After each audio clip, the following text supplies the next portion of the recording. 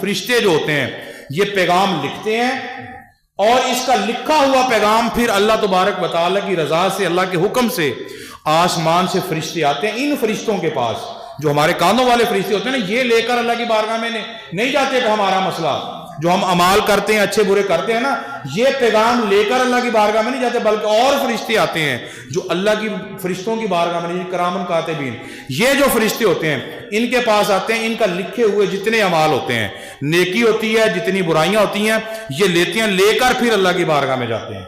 یہ کرامن کاتبین جب کاندوں والے فرشتے کچھ نہیں کرتے۔ پھر اس کے بعد کیا ہوتا ہے؟ یہ پھر حضرت معاذ اس حدیث کو روایت کرتے ہیں کہ رسول اکرم صلی اللہ تعالیٰ علیہ وآلہ وسلم نے ارشاد فرمایا کہ اللہ تعالیٰ نے آسمان کی تخلیق سے پہلے 7 فرشتے پیدا کیے، یعنی کہ جب اللہ تعالیٰ نے آسمان کو بنایا نا، جب آسمان کو بنایا تو اسی وقت اللہ تعالیٰ نے 7 فرشتے بنائے۔ کتنے فرشتے؟ 7 فرشتے بنائے۔ اچھا، اس کی ترتیب میں تھوڑی سی آپ کو بتانا چاہتا ہوں۔ پہلے آپ اب مجھے یہ بتاؤ، یہ آسمان جو ہیں، آپ کو پہلا آسمان نظر آتا ہے؟ دوسرا تو ہمیں نظر نہیں آتا۔ پہلا بنایا، نگران بنایا، دوسرے کو دوسرے کا، پھر اس طرح جیسے جیسے آسمان بنتے گئے ان کا ایک ایک فرشتہ جو تھا نگران بنتا گیا۔ آخر پہ اللہ تبارک و تعالیٰ نے جب آسمان کا معاملہ کلیئر کر لیا نا، سارا معاملہ ہو گیا، پھر اللہ تبارک و تعالیٰ نے، وہ حدیث مبارکہ ہے، اللہ تعالیٰ نے اپنے نور سے ایک نور کو جدا کیا۔ کیوں؟ یہ ربیع الاول میں بتا چکا تھا آپ کو، صرف سمجھانے کے لیے اشارے کے طور پر۔ اللہ تبارک و تعالیٰ نے کہا میں خدا ہوں، میں نے یہ بنا دیا، میں نے یہ بنا دیا، میں نے یہ بنا دیا، اور اب یہ میری تعریف کریں۔ اب اللہ کی تعریف ہونے لگی، یا اللہ تو ہمارا رب ہے، تو ہمارا مالک ہے، تو ہمارا خالق ہے، ہمارا پروردگار ہے، اللہ کی تعریفیں ہونے لگیں۔ اس کے بعد اللہ نے کہا سبھی تو میری تعریفیں کر رہے ہیں، کوئی ایسا ہو جس کی میں بھی تعریف کروں۔ سبھی میری تعریفیں کر رہے ہیں اور کوئی ایسا ہو جس کی میں تعریف کروں۔ پھر اللہ تبارک و تعالیٰ نے اپنے نور سے نور کو جدا کیا، اس نور کا نام رکھا محبوب۔ کیا نام رکھا؟ وہ نور محبوب کا رکھا، اس کا نام رکھا محبوب۔ پھر اس کو محفوظ کرنے کے لیے اللہ تعالیٰ نے جنت النعیم کے اندر ایک کفور پہاڑ بنایا، اس کفور پہاڑ کے اوپر وہ نور کو رکھوایا، اس کے اوپر وَمَا أَرْسَلْنَاكَ إِلَّا رَحْمَةً لِلْعَالَمِينَ کی 40,000 سال بارش برسی۔ خیر مسئلہ بہت بڑا ہے، انشاءاللہ کبھی پھر موقع ملا پھر آپ احباب کے سامنے پیش کیا جائے گا۔ ابھی بات یہ کہہ رہا تھا، اللہ تعالیٰ نے 7 آسمان بنائے، 7 آسمانوں پر ایک ایک فرشتہ مامور کر دیا، اور اس فرشتے کی ڈیوٹی کیا تھی آپ سنیے۔ اب اللہ تبارک و تعالیٰ کی بارگاہ میں نبی پاک صلی اللہ علیہ وسلم نے کہا اللہ نے 7 فرشتوں کو ایک ایک آسمان کا نگران بھی بنا دیا، اور ایک ایک جسے ہم کہتے ہیں نا راکھی رکھنے والا، نگران ہے، حفاظت کرنے والا، وہ بنایا۔ اب ان کی ڈیوٹی کیا ہے؟ اللہ تبارک و تعالیٰ کے بندے جی زمین پر، ہم سبھی لوگ جو ہم آ گئے، ہم کے بعد آئیں گے جو ہم سے پہلے آ گئے، سبھی لوگوں کے اعمال کرامن کاتبین فرشتے لکھنے لگے، دوسرے فرشتے اعمال لینے آنے لگے۔ اب اعمال لے کر فرشتہ جانے لگا اوپر۔ یہ سمجھانے کے طور پر جیسے آپ کو سمجھ آئے ویسے ہی سمجھ جائیں، یعنی کہ یہ پہلا ہی آسمان لگا لیں مثال کے طور پہ۔ پہلے آسمان پہ فرشتہ جاتا ہے بندے کا نامہ اعمال لے کر، نیکیاں لے کر۔ یہ بڑی سننے والی بات ہے۔ فرشتہ اب جب نیکیاں لے کر جاتا ہے تو اللہ تبارک و تعالیٰ کہ جب یہ فرشتے پہنچتے ہیں روزانہ بندے کے وہ اعمال جو اس نے صبح شام تک کیے ہوتے ہیں وہ پہلے آسمان پر لے کر جاتے ہیں، اس بندے کی اطاعت گزاری بڑی تعریفیں کرتے ہیں فرشتے جو نیکی لے کر جاتے ہیں نا، بڑی تعریفیں کرتا ہے جی آج ہم بڑے متقی پرہیزگار کی اعمال لے کر آئے ہیں، اب ہم نے یہاں سے گزرنا۔ جیسے ایک ملک سے گزرنے کے لیے دوسرے ملک میں داخل ہونے کے لیے بارڈر پر چیک پوسٹ ہوتی ہے، سمجھ آ رہی ہے نا میری بات؟ اب سبھی اب آپ کو چیک پوسٹ، اب اس چیک پوسٹ کے فرشتے جو ہیں اس چیک پوسٹ پر ہمارا اعمال چلا گیا، ہمارے اب کاغذ دیکھنے لگے ہیں۔ وہ فرشتہ کہتا ہے اچھا تم کہتے ہو یہ بڑا نیک تھا، بڑا عبادت گزار تھا، واقعہ ہی اس شخص نے عبادت اس طرح کی ہوتی ہے کہ اس کی عبادت کا نور، یہ ان لوگوں کی بات نہیں ہو رہی جو بڑے بڑے گناہ گار ہیں، وہ تو پتہ ہے جہنم کے حقدار ہیں۔ اب سنیے وہ لوگ جو بڑے بڑے نیک ہیں، بڑے بڑے متقی ہیں، لوگوں کو دکھاتے ہیں، آقا فرماتے ہیں ان کے عبادت کا نور، جو نیکیاں کرتے ہیں، جو نیک عمل کرتے ہیں، ان کی عبادت کا نور زمین سے آسمان تک روشن ہوتا ہے۔ جیسا ہم کہتے ہیں یار بندہ بڑا نیک آتا جدو مریا نا یہ چہرے سے اتنا ہی لگتا ہے جدہ نور نکل رہا ہے۔ دیکھیں نا آپ احباب نے بھی ایسے لوگ، ہم نے بھی بڑے دیکھے، آپ احباب نے بھی دیکھے ہیں۔ تو ایسے ان کی عبادت کا نور آفتاب کی طرح روشن ہوتا، مگر اچانک پھر ہوتا کیا؟ وہ فرشتے جو اعمال لے کے جا رہے تھے وہ اس مقام پر پہنچ کے تعریفیں کرنے لگے کہ دیکھیں کہ ہم کتنے اچھے بندے کی روح لے کے آئے ہیں، دیکھیں ہم کتنے اچھے بندے کے اعمال لے کے آئے ہیں۔ وہ آسمان کا جو فرشتہ ہے، نگران جو ہے، وہ فوراً کہہ دیتا ہے نا یہ یہاں سے میں گزرنے نہیں دوں گا۔ جیسے آج کل پابندی ہے نا کہ جہاز میں ہتھیار نہیں لے کے جا سکتے، ہمارے ہاتھ میں چھری ہو یا کوئی ہتھیار ہو، جہاز والا کہتا ہے نا تو سفر نہیں کرتا، پیچھے ہو جا، ہم یہاں سے گزرنے نہیں دیں گے۔ ایسے ہوتا ہے نا، اسی طرح وہ فرشتہ کہتا ہے نا یہ اعمال ہم یہاں سے گزرنے نہیں دیں گے۔ وہ کہتا ہے کیوں نہیں گزرنے دیں گے؟ فرشتے کی آواز آتی ہے یہ اطاعت و عبادت اس بندے کے منہ پہ مارو، کیونکہ اس میں اہل غیبت کا نگہبان ہوں میں جو لوگ غیبت کرتے ہیں میں ان کو دیکھتا ہوں کون کون غیبت کرتے ہیں، لہذا مجھے یہ حکم ہے کہ جو شخص غیبت کرنے والا ہو اس کے اعمال یہاں سے ہرگز نہ گزرنے دینا، وہ کتنے ہی اچھے کیوں نہ دکھائی دیں۔ اس نے کسی کی غیبت میں کمی نہیں کی، یہ ہر بندے کی غیبت کرتا تھا، لہذا اس غیبت کرنے کی وجہ سے اس کے اعمال جو ہیں اللہ تبارک و تعالیٰ کی طرف سے رد کر دیے گئے ہیں، اور اس کے اعمال اس کے منہ پر مارو، اب یہاں سے اعمال نہیں گزریں گے۔ بندے نے کیسی عمل کیوں نہیں کیے؟ ایک چھوٹے سے گناہ پر اس کی ساری عبادات ضائع ہو جاتی ہیں۔ اور پھر آگے اور ایک بندہ آ جاتا ہے، ایک ایسا شخص جس نے غیبت نہیں کی ہوتی، اس کے اعمال پہلے آسمان سے تو گزر جاتے ہیں، پہلے فرشتے کی ڈیوٹی ہے غیبت والا پکڑنا، اب پہلے آسمان سے دوسرے بندے کے اعمال گزر گئے، اس کے اعمال میں غیبت نہیں ہے، دوسرے مقام پر پہنچتا ہے تو دوسرے آسمان کا فرشتہ کہتا ہے بس کرو اور واپس لے جاؤ اس عمل کو، اس کے منہ پہ مارو۔ یہ عمل جو بظاہر تو بہت پکیزہ دکھائی دیتے ہیں، دراصل اس نے یہ عمل دنیا کے لیے کیے تھے۔ آج کل کچھ لوگ ہوتے ہیں، میں نے بھی سنا، میں اکثر لوگوں کو بتاتا ہوں جو بچے مجھ سے پڑھتے ہیں نا، میں ان کو بھی بتاتا ہوں، ان کے گھر والوں کو بھی بتاتا ہوں، تعلق والوں کو بتاتا ہوں کہ اپنے بچوں کو اس لیے نہ پڑھاؤ کہ ہم مولوی بنائیں گے، مولویوں کی بڑی کمائی ہوتی ہے، نعت خواں بنائیں گے، نعت پڑھیں گے، بڑی بڑی کمائی لے کے آئیں گے۔ نہ، یہ سنیے، فرشتہ کہتا ہے ان کی عبادت ان کے منہ پہ دے مارو۔ یہ عمل جو بظاہر تو بہت اچھا تھا، لیکن اس نے علم اس لیے حاصل کیا، یہ مجلسوں میں اپنے اوپر فخر کا مظاہرہ کیا کرتا تھا، یعنی اس لیے اس نے علم کیا، محفلوں میں مجلسوں میں جاتا تھا، لوگوں میں جاتا تھا، اپنا دبدبہ دکھانے کے لیے بتاتا تھا میں بڑا پڑھا لکھا ہوں، میں بہت بڑا لوگوں کو سمجھانے والا ہوں، میری آواز میں بڑی تاثیر ہے، میری طرز بہت اچھی ہے، میں بڑا اعلیٰ پڑھ لیتا ہوں، اپنے اوپر فخر کرتا تھا۔ یہ دکھاوا علم اس نے کس لیے حاصل کیا؟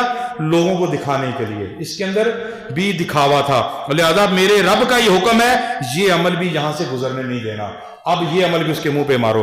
پھر تیسرے شخص کے اعمال جن میں غیبت نہیں ہوتی اور نہ ہی فخر ہوتا ہے، وہ پہلے اور دوسرے آسمان سے گزر کر تیسرے آسمان تک پہنچ جاتے ہیں، اس بندے کے اعمال میں نہ غیبت ہوتی ہے نہ فخر ہوتا ہے، بلکہ نماز، روزہ اور صدقات بھی شامل ہوتا ہے۔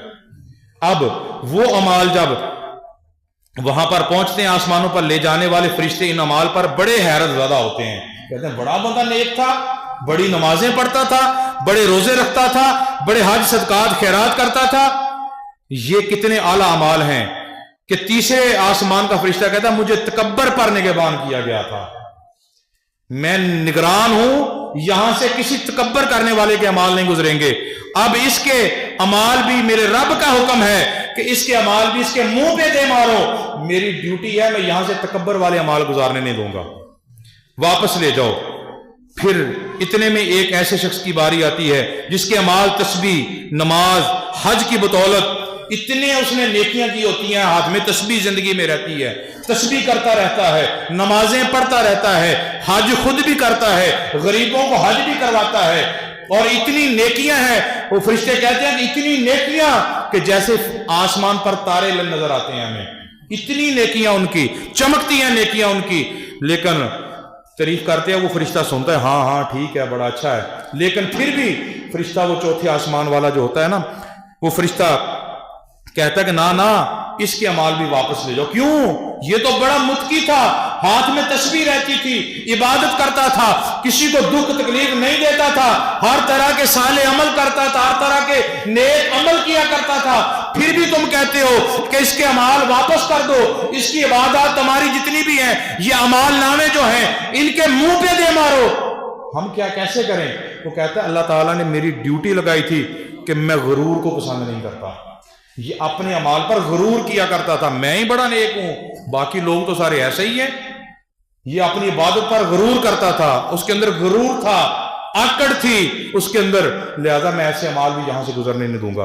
फिर उसके बाद एक ऐसे आदमी के अमाल लाए जाते हैं जिसके अमाल ऐसे होते हैं कि जैसे एक खूबसूरत हसीन दुल्हन को सजाया जाता है, ऐसे अमाल सजाकर, ऐसे नहीं कागज पकड़ा तो ले गए, बल्कि उस कागज को, उस नामा इमाल को दुल्हन की तरह सजाकर हीरे जौहरात के थाल के अंदर रख के, नीचे भी हीरे जौहरात हैं, उसके ऊपर अमाल नामा है, उसके ऊपर फिर हीरे जौहरात रख के आला फरिश्तों की क़ियादत में ग्रुप के अंदर वो नामा इमाल अल्लाह की बारगाह में पहुंचाने लगते हैं।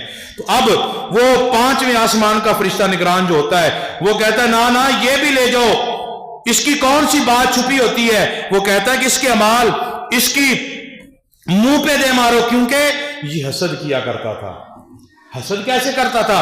कहा कि ये अमीर भी था, ये दौलतमंद भी था, मुत्की भी था, इबादत करने वाला भी था, इल्म वाला भी था, लोग इसकी तारीफें किया करते थे, और जब इसके बराबर कोई आ जाता ये कहता ना मेरे बराबर आ गया, मैं इसके गिराऊंगा, उस पर तोहमतें लगाता, लोगों को अपनी तरफ से बातें बनाकर बताता, हालांकि उसमें ऐब नहीं था, लोगों को बताता कि लोगों की नजर में वो गिर जाए, हसद किया करता था। लिहाजा अल्लाह ताला ने मेरी ड्यूटी हसद पर लगाई है, मैं इसके अमाल भी यहां से गुजरने नहीं दूंगा।